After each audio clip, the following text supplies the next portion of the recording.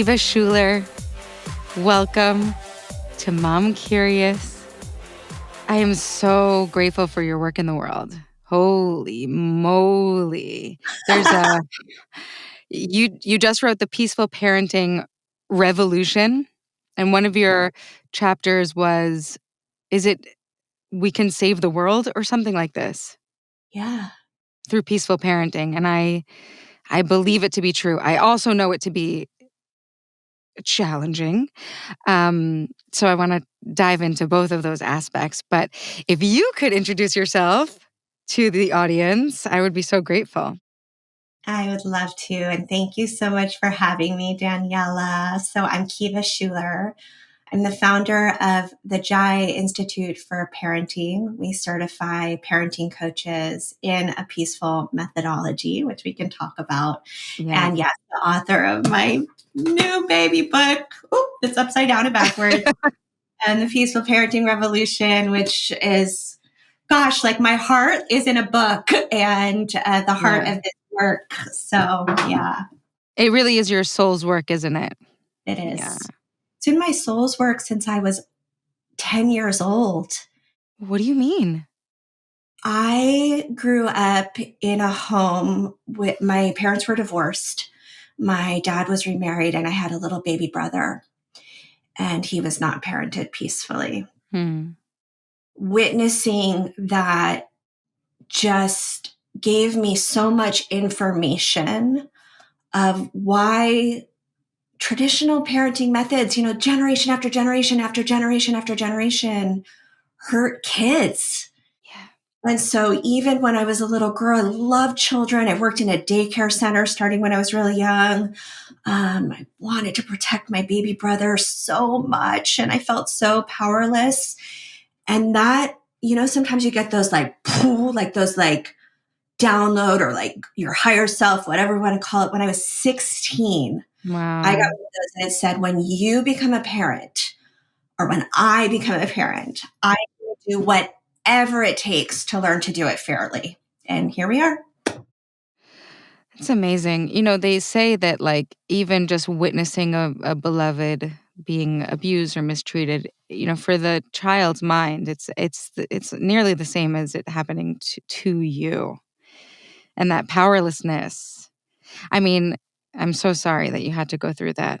And you mention in the book that it also allowed you a clue into what power was needed in the world, what real power, not power over, but standing in one's power. Like if that adult, I think it was your stepmother in relation to your baby brother, if that adult had personal power, would anyone ever treat a child that way?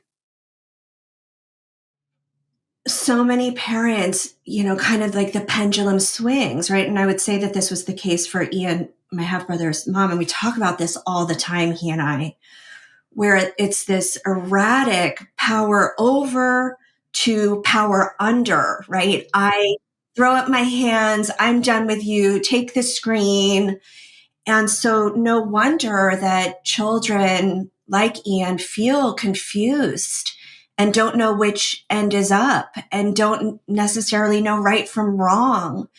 And we're all doing our best, right? We're operating in this way because nobody gave us this experience, lived experience of what power with looks like. What does it look like? It looks like an honoring of the humanity of adults and children alike. I honor and witness my own humanity, and I honor and witness yours, little one, or in the case of my kids now, big, huge one. How old are they? My kids are 18 and 16 now. Wow. Oh, so you have a real reference point for this work. I really do. I mean, it definitely breaks the myth that teenagers are rebellious, obnoxious, like all those ideas we got. I love teenagers. Send them all to me. I think they're amazing. Wow. And I am in the process of beginning to mourn their imminent departure and so excited for them and who they are in the world. I mean, they floor me. Really? It's Yeah. funny because I'm experiencing where this moment, this transition where it's so hard for me to get rid of toys and, like, baby things. I don't want any more children. I certainly couldn't handle anymore. I like that's the truth. Like, I need to know my own bandwidth, and, like, I wanna be a good mother to the 2 that I have, and babies are cute, but they take a lot of work. Whoa. Um, and so these things need to go to another home. It's Yeah. so hard. I remember, like, being done with breastfeeding, which actually didn't last very long to begin with, and it's just, like, a real grieving period every step because every step of the way, I mean, it's like it's a celebration of, like, we did it, and, like, we're here, and here is really profound and beautiful and, like, sticky, sometimes, like, physically, like, sticky stuff is everywhere, but, That doesn't get better. No. really? Not even in teenage oh, gross. Oh, that's so gross. But I just can't even handle it. Better than Uh, sticky peanut butter spoons on the kitchen counter. come on, guys, get it together. Seriously. But, like, there really is a grieving process around, like, that these phases, and it happens so quickly, and it also doesn't happen quickly enough. It's really deep. It's really deep. It is, and it's also the work, right? Because a lot of what I talk about in the book, is fostering within ourselves the ability to feel our emotions fully and safely, right? To process them in a way that is communicative, that is honest, but doesn't hurt another person or ourselves.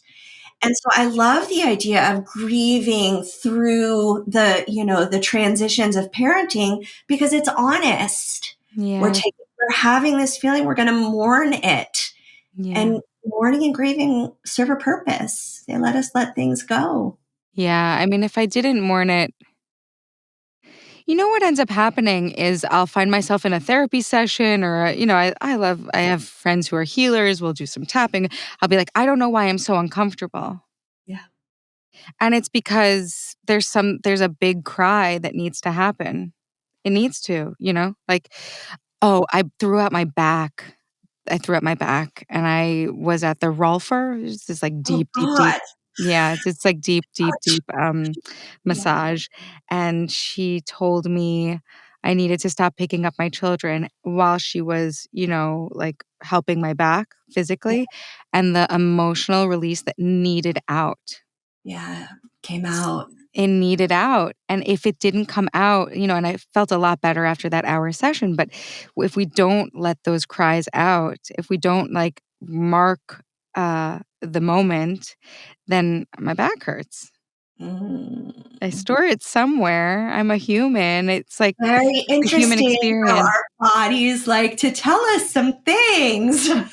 Oh my god, our bodies. Our bodies, our moods, our actions, like Mm. hopefully we can, find the feeling before, but often for me, I'm just, like, catching up, I'm like, "Oh, why did I just act that way? Oh." But we'll get better and better at that as time goes on, I'm sure. Welcome to humaning. Yeah? Yeah. I loved, there was a moment in the, book where you talked about, like, COVID and your daughter coming down in a new body, having, just like the rest of us, just eaten too much, and you sort of being an imperfect parent in that way, if I may say, right? And Yeah. you're like, "Yeah, Oh, probably yikes." my worst parenting period, Oh, period. oh, because we were in a hellscape, so if I We were can in just I know housecape. you're the parenting coach, but I'm just gonna offer I mean, all of us. I think for me, so just to catch the yes. viewers up on the story, um, Charlotte, went through COVID as she was, going through puberty, and we're all home, and I have an eating disorder at her age, and so my righteousness in the way that I responded to her and was helpful to her was indicative of my own fears past experience, body image issues. And I was so sure I was Mm. right. Right, that's when you know you're wrong, actually. When I wait, that's such an interesting actually, I need to, like, dog ear that for myself because, like, when I'm like, I mean, I have children who are 5 and 3, and even still, like, I can turn into a month. I'm like, why?" Well, I have my own stuff to deal with and a path of learning, underfoot, but I'll be, like, so sure. The more sure, the more shame I'll feel on the other end of that cortisol drop, and it might take a couple days. Yeah. It doesn't usually, it takes In about the a few face hours. of this journey with Charlotte, I will say it took a year. Um, I held on to it for a long time. She would ask me to let it go. I would effort to use my willpower to let it go. Y'all know that does not work. Can't do it. You've got to come into integration, alignment, honesty. And so once I actually we talk in our work at Jai a lot about our lenses, right? The things that distort our view from facts, reality. So once my lens kind of got unfogged and I realized what I had done to my precious, beautiful, incredible, brilliant daughter, there were many conversations of repair over the course of a year until there was finally, I didn't write about this in the book, but there was this breakthrough moment where just her walls finally came down and she crumbled into my arms. Mm. And what I will say, having gone through that with her, is I don't know that I would change it, Daniela. It was Wow, awful, it Kiva. was painful, but we went through a really hard journey together where she saw me grow. She saw me take responsibility. She saw me work to earn her trust back. And we are so deeply connected at this point that I don't know if I trade it. Do you know what I Mm. mean? So this is important in It's terms of what important. we talk about in the book, because if we were perfect all of the time, if we were like some like Stepfordy wife, like, never lost our temper, never demonstrated to our children that we're human beings too, and we make mistakes, we're robbing the richness of intimacy that comes when two people know each other at their best and their worst and still love each other madly. Yeah, yeah. I talk about this a lot with my own mothers, like, we definitely know the best and the worst in each other. I mean, I'm 38 years old, and I just love her. Mm. It's so simple. I could cry just thinking about it. She Oh, just loves me. It's and life is life, yeah, and life and is life life. is life. Um, I had a real watershed moment. I haven't read parenting books in a long time, partially because I have had a moment where well, I don't sleep and, so how many books can you read when you're, like, exhausted? Um, but also because there was a moment where I realized the reason why I wasn't living up to my ideals as a respectful parent. I really dove into the RIE parenting and the respectful parenting approach that Magda Gerber and later Janet Lansbury espoused. And after they turned two, I was like, but I I don't know how to handle the body flailing, the loud, the quote unquote defiance. Like I just didn't know how to handle it. Yeah, And not knowing how to handle it really dysregulated my own system. And I was like, well, I need to like do me. I need to read books about my own healing. And what I loved about the Peaceful Parenting Revolution, your book, is that it's actually the same thing. yeah. It's actually the same thing. It's a big reason that I wrote this book, because I feel like so much of the advice around parenting is still kind of behavior modification with a pretty bow around it, right? How can I get my child to be, do, or have what I want them to be, do, or have, or what culture says that they should be, do, or have, or what my mom says, right? So it's like still very child focused. It's so And child-focused. It's so child-focused, and I find it dissociative, actually. yeah, And maybe the people who write those books, God bless them, because I know they want a peaceful world, and I know that they have a lot of good to offer.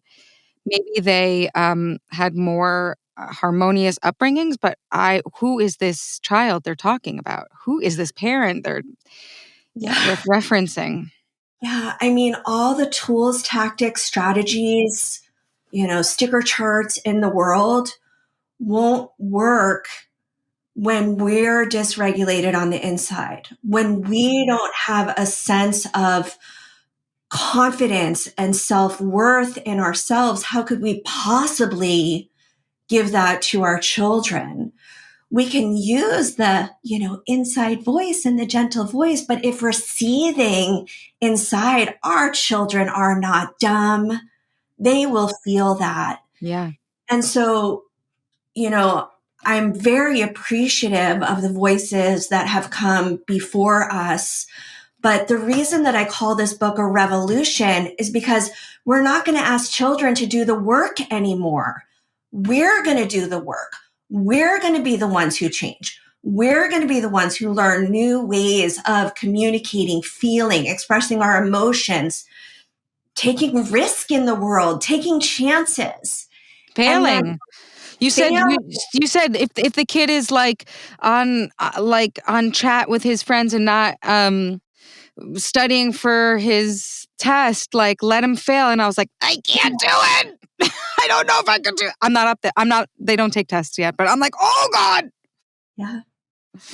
I know. And believe me, I come up against it too. I mean, my mother is like a New York journalist powerhouse. You will go to an Ivy League school or die kind of, Jewish mother of the best variety. God, we love her. Like, God bless her. praise those women. And I knew what that felt like. Yeah. So, I'm better now. I mean, also my kids get straight A's. So I I can't. like I like that you cop to that. Can we just cop to that? Because the truth is that is information. Like, Yeah. if a person has a kid who's struggling in school and you're like, "Don't just let them talk to their friend," Yeah. well, No. so I appreciate Peaceful that parenting honesty. isn't permissive parenting. Peaceful parenting is not throwing up our hands and just saying, let them fail in that way. They do need to experience failure and be supported in creating strategies to move forward effectively, right? So with teenagers, like, yeah, they fail 27,000 times a day. Um, I do have a bar for them, right? Like there are expectations for them to reach. And this is nuanced, right? Where it's like, can we hold two truths at the same time? Where maybe we don't need to wholly buy into the achievement culture that is so pervasive Yeah.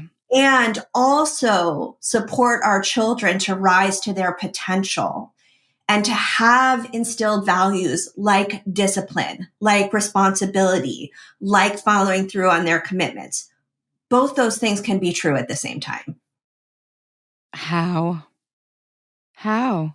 Like, you lay out, before you go into the JAI methodology, you lay out something that people might recognize from their romantic relationships. People talk about attachment theory when it comes to children, of course, but then they also talk about it when it comes to romantic relationships. But the way you spelled it out was so, beautiful, and it was sort of the precursor Yeah. to answering the question of how do you set, um, boundaries, expectation, living up to values without being power over. And I'm Yeah. just wondering if you can, like, walk us through some of those attachment styles and how, I mean, it was almost spooky. It was spooky. Yeah, I mean, and Wow. I love hate those things because I've been a rebel since I was 7. So it's like, don't tell me who I am. And also so interesting to notice.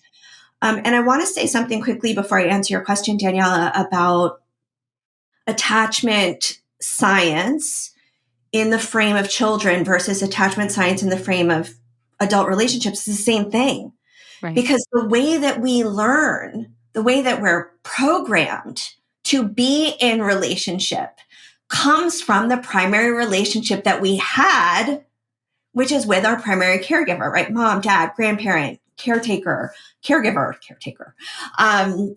So the theory, the ways that we create defense mechanisms, trauma or emotional wounding adaptations in childhood informs our relationships going forward, right? That's how, we end up marrying the guy who's just like our dad. Like we didn't think we Totally. were doing that, but lo and behold, there he is. Totally. Totally. Uh, Totally. Right, so because, that's cool. Yeah. well, because I mean, that's like the biggest impact that parents have on their children's lives, right? Is like, um, letting them know who people are, what they can expect, what being in relationship feels like. Yeah. Yeah. What does love feel like? Does love hurt? Is love conditional? Is love accepting? Is love trustable? Can I trust that people who love me will show up? Mm. No pressure or anything. Casual, casual, easy breezy.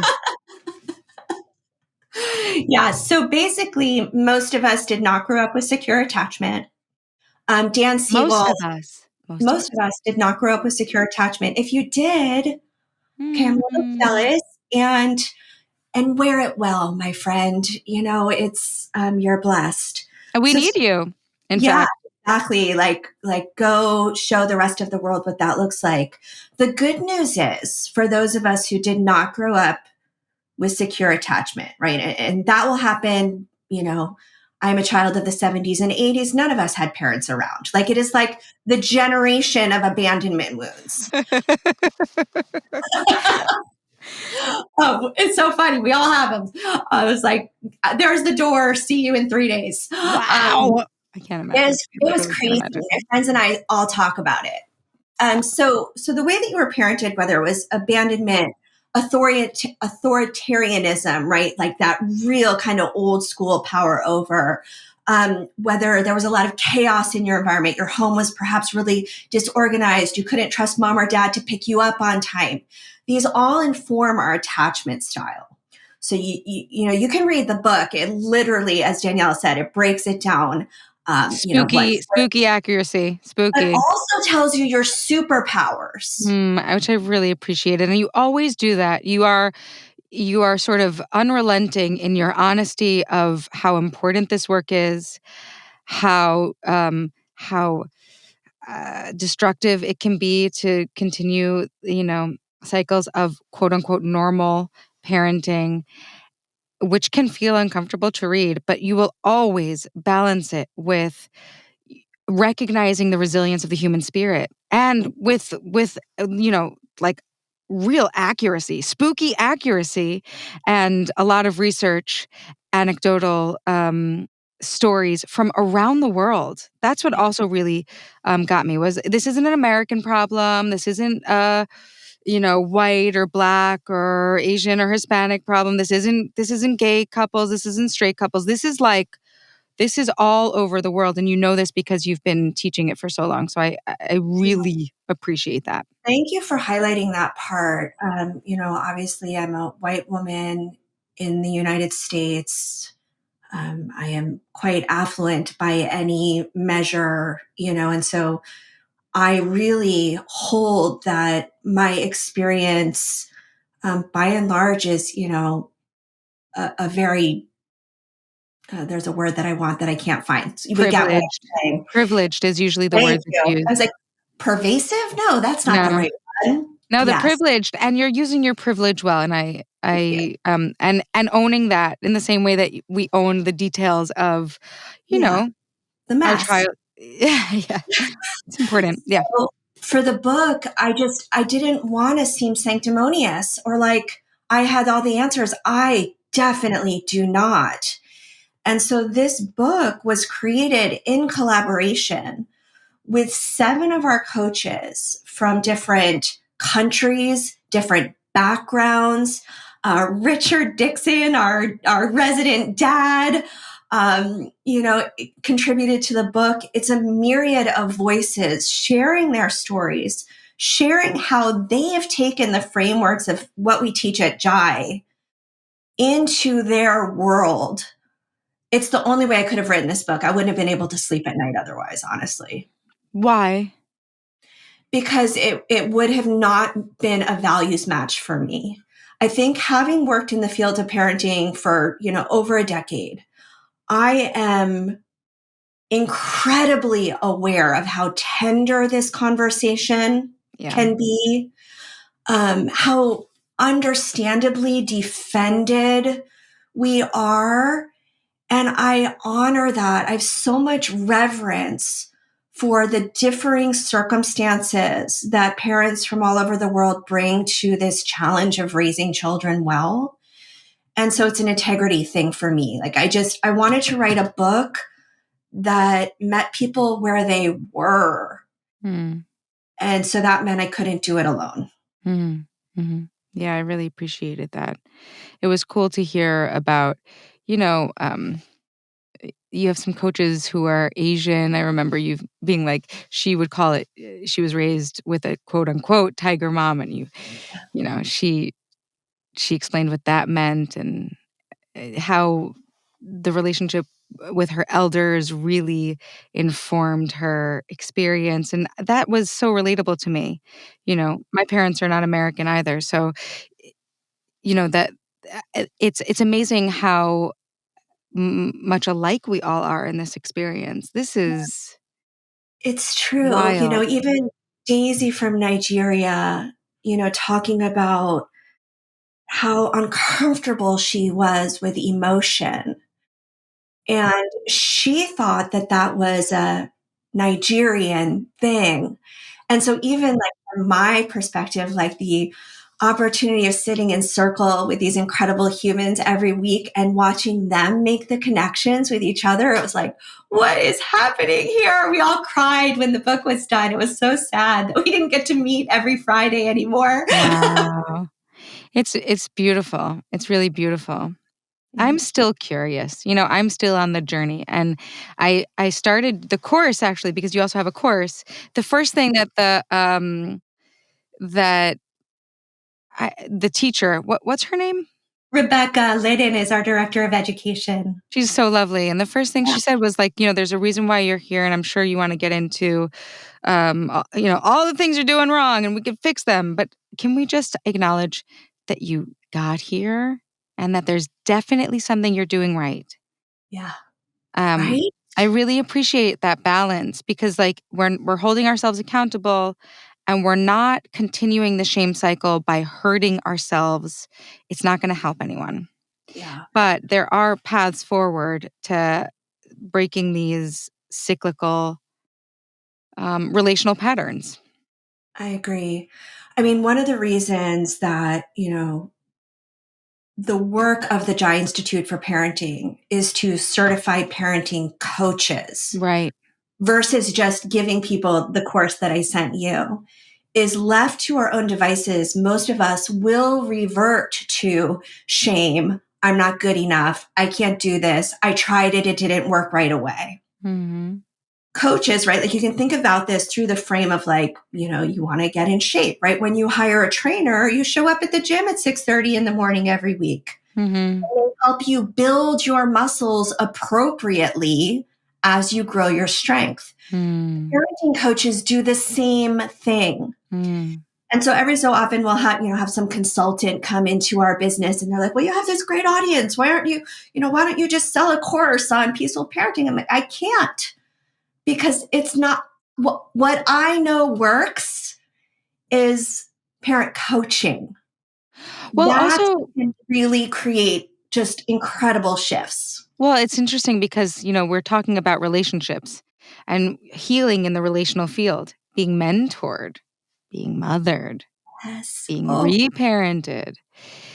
We can't regulate against a dysregulated system. So if the child, if it's like those the dolls that one are inside of one inside of the other, the child is at the nucleus of this work. We love this baby so much. And the parent is just doesn't know. I mean, the truth is for most of us, we just don't know any better. So yeah. we're there. And if we have a loving guide, right, to regulate against, to hold us, to understand, to correct, then we are relationally Mm. um, healing right in Uh, the moment, right there.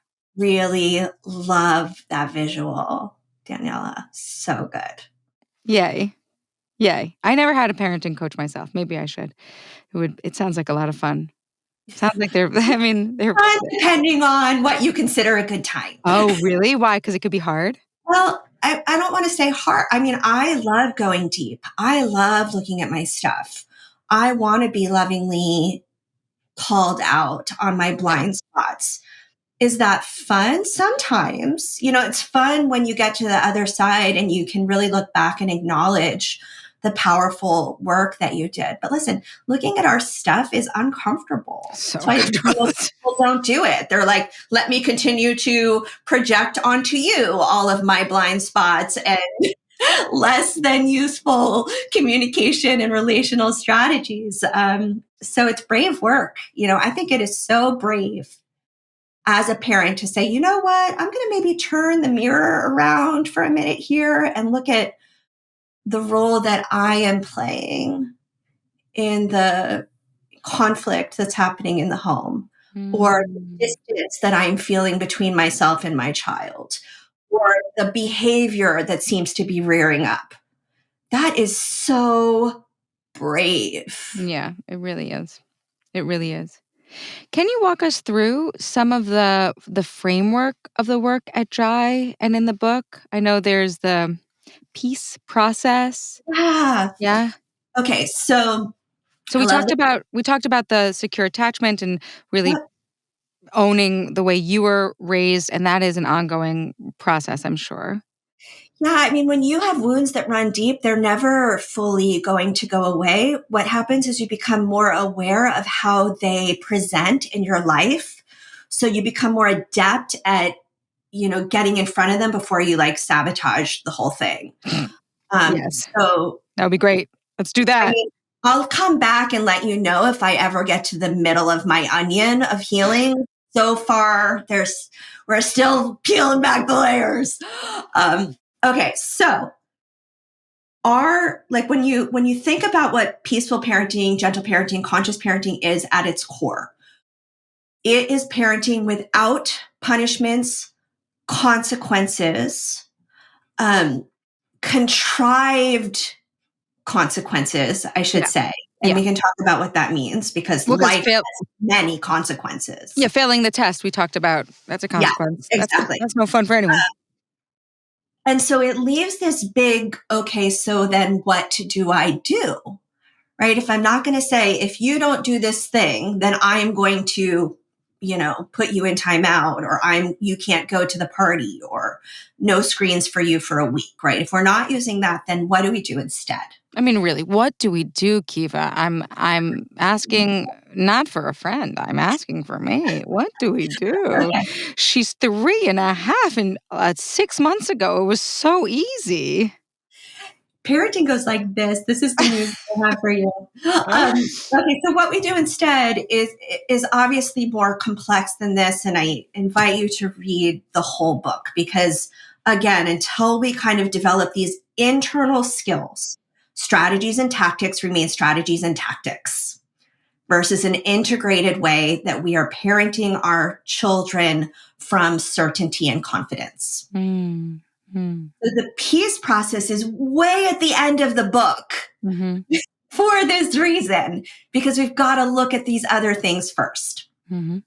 So the peace process is a 5-step process that becomes the communication framework that we use as the effective replacement for punishments and consequences. I'll give a caveat. Putting your kids in timeout is easier. Oh my God, it's so much easier. So much I easier. was just saying, if I really could just yell at my kids, tug them about, They do whatever you shame said. them, you Mm-hmm. know what? My life would be a lot easier. I mean, in the short term. In In the the short, short well, and term. Can you also, imagine living with that type of no, I mean, it's guilt? Ugh. conditioning, it's conditioning compliance based on fear and control. Right, no, and that's just like a recipe for some scary, scary stuff out there. I don't And want my kids to even comply.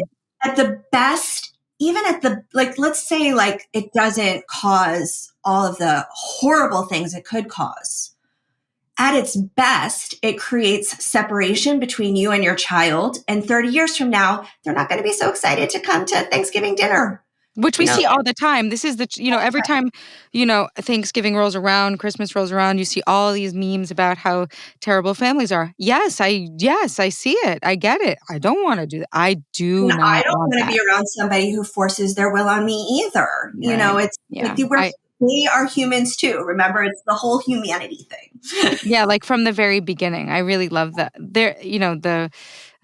The Rye sort of approach will always say like they have opinions, personality, they have body autonomy from the very beginning, really. Yes. It's true. If you meet a newborn and you allow yourself the truth of looking at them with clear eyes, this is a person who has never existed before. This is a person who knows exactly what temperature they like the bath. Yes. This is a person who knows exactly when to stop breastfeeding. These are, or feeding when their belly is full and when they need a break. I mean, these are people 100%. with cues that are built in. Nature is truly divine in that way. You can Amazing. witness it firsthand. It doesn't go away either as we age. Important frame for parents, right? If we can become the witness of our children's evolution, right? We're their guide, we're their support system. But most importantly, we remain in a place of awe. Like, Oh, whoa, I like, know. look at this little human Yeah, yeah. doing their thing. Like, wow. Just to tell you a little bit of awe about my 3.5-year-old Paz, she was so easy for so long, and all of a sudden she like, it's no. Everything is no. Everything is no. And, she packs like, costumes, to school, costumes, her babies. It's like she has a duffel bag every morning. And I realize, like, now that I have sort of gotten over the hump of shock and annoyance, I'm like, "This is a little kooky kid. She's a little kook." I mean, I did not see that coming, but the awe of the unfolding of this person is a delight, and it's so different from her brother, who has Yeah. the same parents, Yeah. they live in the same room. Like, she's so silly. She's so willful. She took her time to reveal that. It really is delightful. If I can, when it's not totally, Yeah, I mean, remembering that it's annoying. delightful helps us from kind of like, you know, bowling it over or missing it, or wanting to go back to when it was easy. And it will be easy again. I promise. It really Yeah. is. And I don't know about you, but for me, when my kids were little, it felt like this. Like when one was good, the other one was Yes. going Well, through a phase, Thank God and for then the that. other one was going through a phase. I don't think it's like that anymore. Maybe a little bit, but I was always like, well, thank God it's not at least happening both at the same time. Yes, totally. I totally see that, and he's just, he's nearly 6, and he's just not, he's just cute. He's just cute, and maybe he's picking up a couple things from kids at school, but, like, all right, that's okay. That's okay. And she's not a problem. It's just that, like, I just didn't see this big person. She wasn't a big personality before, so all of a sudden we just have to back up a little bit, rearrange the Hey, furniture, throw out some toys, like, "All right, she's here. She's here. And That's a that's cool. Right, you're saying, like, the wonder of it keeps it fun. yeah. What's the point of having kids if it's not fun? No, let it be I fun as much as possible. Let it be fun. Even if it's just like 5 minutes a day where, I used to call it like, let's go get our Googles out. And we would go, run around the house in our underwear or, we can't do that anymore. But, just finding some silly connection and enjoying it. I mean, it sounds so trite to say it's over before you know it. It goes so fast. And here I am. I'm like, oh my God, it's over. It's not over. I mean, in terms of them living, like, I Right, was like, yeah. wow. I mean, Charlotte, Miles, and I are, like, we've been a trio, just the three of us for the last 6, 7 years. I'm like, wow, 6 months from now, the three of us will never live together again. Like, what? Crazy. Wow, that's crazy. So crazy. So, But I'll the listen. but the parent-child relationship never ends, even past death. No, I didn't mean over in No, that way. I know, but it's just that I know that, like, intensive No, period, yeah. yeah, You were talking about the peace process, is it called? What is it? The peace yes. So the peace process is the framework that we use to teach our children limits, to set boundaries effectively and peacefully, and to communicate to them in an authentic, compassionate, empathetic, and leadership oriented way what we want for them to learn, how we want them to behave, how we want them to grow into expectations that we have for them. And so it's PEACE. And obviously, each of these is outlined in the book, The Peaceful Parenting Revolution, but we'll just go through them quickly. So, P is presence, because I will out myself. Much of my parenting is done while also answering a work email, while trying to remember the grocery list in my head and, texting the plumber that's 3 hours late all at the same time. That is not presence. So, presence is a practice. But when we're doing the heavy work of parenting, meaning like there's a rule that's been broken or, a mistake that was made that wasn't unintentional, right? Our full presence is required in that moment. The invitation there is not everything needs to be addressed in that moment, right? Especially if our nervous system is reaching the red zone because we're really angry about what just happened. It's okay to create safety in the moment and say, you know what, I'm going to take 10 and go get present to this. And then let's meet in the living room for a conversation. Okay. Um, so presence is required. E, empathy and aware, right? So getting curious about what's going on here. I'll share a story that I haven't told before, if that's okay. And I Yeah, don't know, please. Miles, my son, might get really upset with me for sharing this one, but it's okay. We can acknowledge that teenagers drink sometimes. Can we acknowledge that? And Oh, can we please? yeah, I did. teenagers sometimes. So I came home one day. I had left early in the morning, and there was a cup on the counter, and I thought it was water, and I took a sip of it, and it was vodka.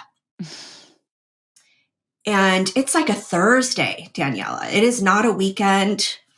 And so I text my kids, like, what is happening? There's vodka on the counter. And Charlotte, said, I have no idea. And Ma said, I have no idea. Maybe it was the cleaning people. Yes, the cleaning people are definitely in the regular habit of having vodka while they're in the house. So anyway, They nobody's would caught. clean it up at the very least. Yeah, right? I know, I'm like, geez, if you're gonna like drink alcohol on a random Wednesday night, like at least be sneakier than Like, that. put it away, guys. They wanna be caught. So Anyway, on some he level, came they wanna be in. caught. He came in. I was angry. Honesty is a really important value to me because I lied a lot as a kid, and even as an adult. Before I probably we all lie, but I lied egregiously as a manipulative tactic. And so, because I know the consequences of living that kind of life so intimately, it is a hard limit for me. And so, clearly, someone's not telling the truth. So, Miles came in. I kind of know it's him. Charlotte's not really a drinker. And I'm like, I'm noticing that my whole body feels like it wants to explode. I don't understand what's going on here. What's happening? And he does this little thing where his lip twitches still at 18 since he was 6 years old. Well, he and his girlfriend had broken up the day before. Oh, I had no idea. all right. I had no idea. Right. And so empathy, right? Like I'm really angry. Something really bad happened here. And also, what is going on, buddy? Yeah. Oh, yeah. And he was trying to numb his feelings. Like he loves his first love, right? Like this Yeah. is a big thing. Yeah. And so we had a whole conversation about addiction being the cause, being the outcome of people not being able to handle this pain that Yeah. you're feeling. And of course you try to numb it. Yeah. And let's talk about strategies. And then my favorite thing I said to him was like, you learning that your heart can handle this amount of hurt makes your heart so much bigger for more love. Yeah. So it became a teaching thing. Yeah. So that's a really long story to illustrate empathy, but I think one that demonstrates how important it is. Because what if he had come in the door and I lost my bleep? And I would understand, and it would be culturally acceptable, and it would be a real missed opportunity. I mean, I see it even now with like my 6-year-old, nearly 6-year-old, and like little ones. Yeah, They I think I even see it now, when Paz is misbehaving and saying no, she switched schools, yeah, seemingly out of nowhere. She didn't like it. yeah, She was saying, "I want you to N-O, no, no. I want you to, yeah, know that this is a no for me, even if it's a nice school, and if I can see that behavior for what it is, I have a shot. I have a yeah. shot. One of I'm a the bad kid." foundations of everything that we teach at Jai, and it's in the book as well, is that all behavior, good behavior, bad behavior, challenging behavior, destructive behavior, is an expression of a need, and whether that need has been met or unmet. What this gives us access to is an understanding as a parent that if we address the behavior at the level of the behavior, we're missing this gold mine underneath it, which is the underlying root Mm, of what is going on. mm, So, what you just named in your daughter is so beautiful, right? We're seeing a behavior present. It's a new behavior. mhm, It's not so fun, right? You could clamp down on her, right? And try and enforce her to go back to how she used to be. Or with the peace process, we're going to get curious and say, what has anything changed? mhm, What's going on? And what need is there? What I'm hearing is she is expressing a need for autonomy, which is a human need that we all have. mhm, And then how can we as parents create space for her to feel more autonomy? And then the behavior kind of just goes away. and grief, right? You and I both discussed how, like, sometimes she needed to grieve that she didn't have a choice, that she didn't make Yeah. that choice, and she left her Yeah. friends, and that's Yeah. sad, and, Yeah. give her that Yes. opportunity. I have not Yeah. yet, so thank you so much. I have my marching orders for when we get off this call. Thank you. Well, and listen, like this is really important because there are conditions in life that are unavoidable. That, like a move has to happen, a school change has to happen. So, in the chapter, The Great Surrender, which is my favorite chapter in the book, I think I might beat to a bloody pulp the notion that it's okay for our children to feel sad. It's okay for them to have disappointments. Then, right. So, from the child's perspective, that need of autonomy might look like, I want to go back to my old school. From Or I want our, you to pay, or I want you to feel how yeah, I feel. Exactly. Or, like I'm going to assert myself in this way. As the parent, we can go, okay, there's a need for autonomy or security or connection, right? What is the thing? And then Consistency. it's not that we have to subvert our needs or our will to the child's. It's how can we collaborate with this human being to get that need met in ways that are possible, that Mm. are doable, right? When my kids are at their dad's house, I cannot control the communication strategy in that house. I wish I could, but I can't. I But tried. you That but didn't. you have the experience of that, and this is interesting, that you have the experience of having been the mother and it turning out okay. Yeah. That it's okay, that it's not okay, it's not the ideal. But it's not okay. It's okay that it's not And okay. when they're here, I'm going to make sure that we have an environment where there's where there's connection, right? Yep. So it's not that like what is one of my favorite quotes. Like what is. And so let's actually develop the capacity to be in that, Mm. Oh, even when yeah. it Well, stinks. isn't that when we dysregulate, when the parent feels like when we drink the vodka and our whole body is like sweating, buzzing, heart racing, gritting the teeth, the whole thing. It's like a real primal experience being triggered like that. I'm lied to, etc. Part of the reason why it lasts so long and it's so uncomfortable is because we don't have the capacity. We've never learned the capacity to hold that. Yes. Yeah. Capacity is everything. It's almost like we were taught that our nervous system is kind of this fixed thing that works the way that it works, and it's not. We can learn new things. Who are those like crazy people that get in the ice tubs? Oh, I've done that. It's great. Is it right? So you Yeah. say it's great, and I'm like, oh my gosh, I think I would rather jump out of a perfectly good airplane than sit I'm a in an ice bucket. I actually think a great I would love to go skydiving one day, but it's way less than that. It's really good. Okay, go on. Okay, but your nervous system learned that, right? Like I would imagine that the first time that you went to do it, you No, probably I did it once, but you know what the nervous system did? It what? learned it over the time that I was in there. This is Yeah, really an interesting thing about the brain, like, I mean, sometimes things take longer than others and different, but really, we just need a second to train. Just like you were yes. calling the coach, like, a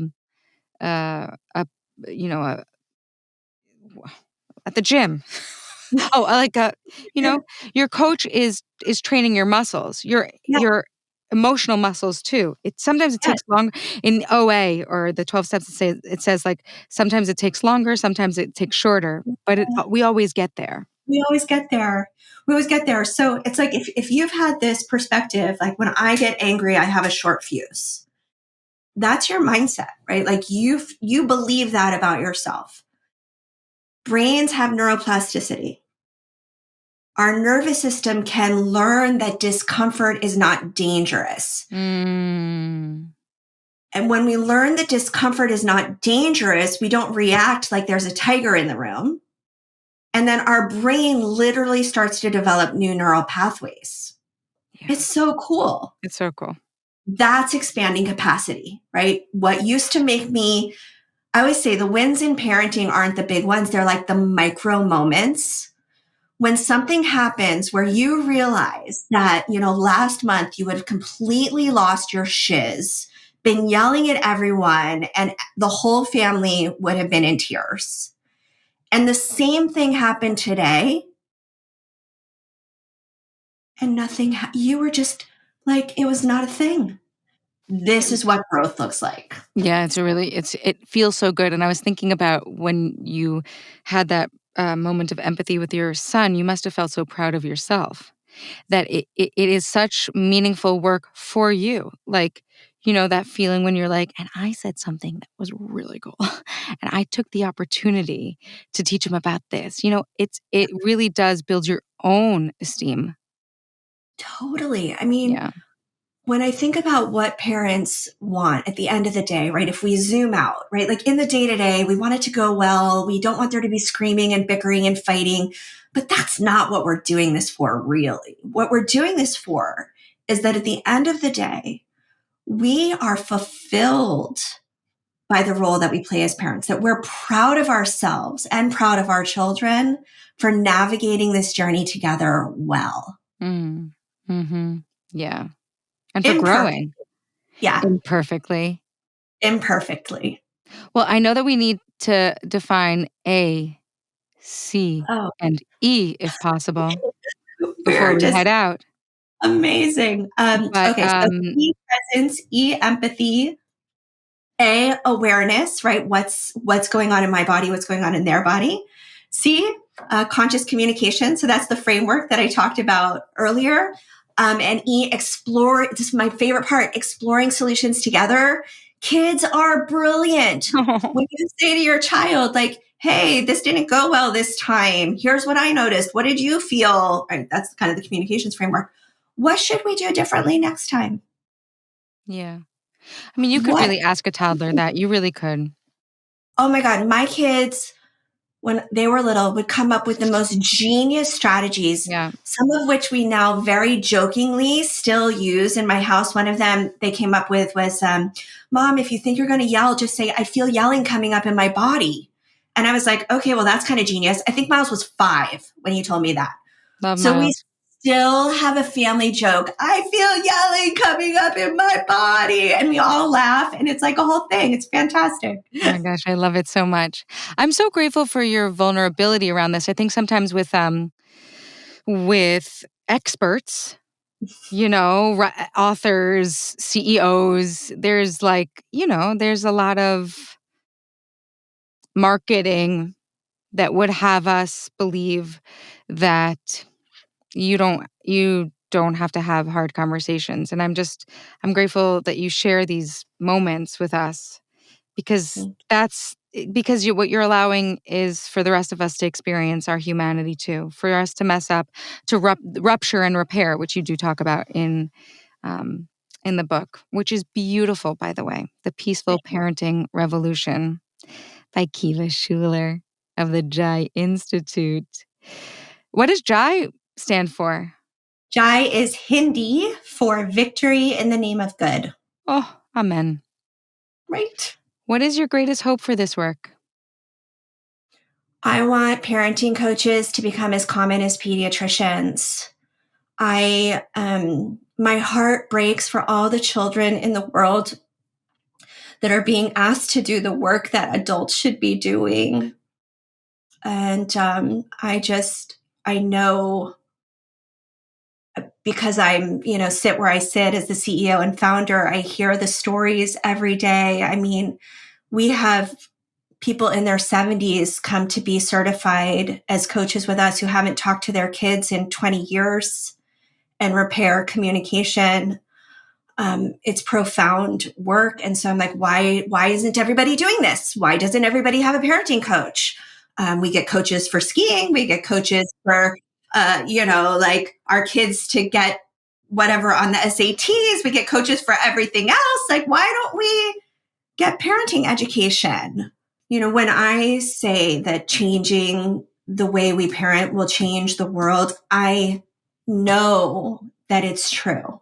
It makes sense that when we allow our children to journey from childhood to adulthood with their self esteem intact, knowing what unconditional love feels like, knowing that their voice matters, knowing that their passions and their creativity are theirs to use in the way that they see fit, they're going to go out and make things a whole lot better than this fracas that we live in now, where it's all about competition and, power over structures. Like, we all know things need to change, and it begins in our own four walls by doing the work that will teach our children something different than what we learned. I really believe it. I so often talk about how I really wish that there was peace on earth, really. My daughter's name is Paz. It means peace, you know? It's like my Mhm. blessing for the world. I think we need to start with our own selves and our families. We're going to have to live in the world that they create for us. They're going to run the show. Like, we're going to have to live here, right? So the work you're doing is incredibly moving. It's hard, good, profound work, and I'm so grateful for it. Mhm. Where can we find you? So we are on the interwebs, jaiinstituteforparenting.com. The book is The Peaceful Parenting Revolution. It's available on Amazon, Barnes and Noble, Audible, all the things. And we connected on Instagram. We have Mhm. such an amazing audience on Instagram, having these deep conversations every day. Our spokeswoman, Destiny Davis, is just a rock star in the space and serves so many people with her incredible brilliance. And if you're curious about becoming a parenting coach, please come join us. We need you. And there's information on that, of course, on our website and our Instagram link tree. Thank you so much. Thank you for this and all that you do, Kiva. Thank you for having me. I loved our conversation, Daniela. Me too. Thank you, as always, for listening to the Mom Curious podcast. My name is Daniella Rabbani. I am your host, and I would love to continue this conversation at Daniella Rabbani on Instagram. And if you'd be so kind to rate and review, share this podcast, I would be just really grateful. Catch you next time, every Tuesday on the Mom Curious podcast, produced by Hoff Studios. You can find them at Hoff Studios on Instagram as well. All right, have a great day.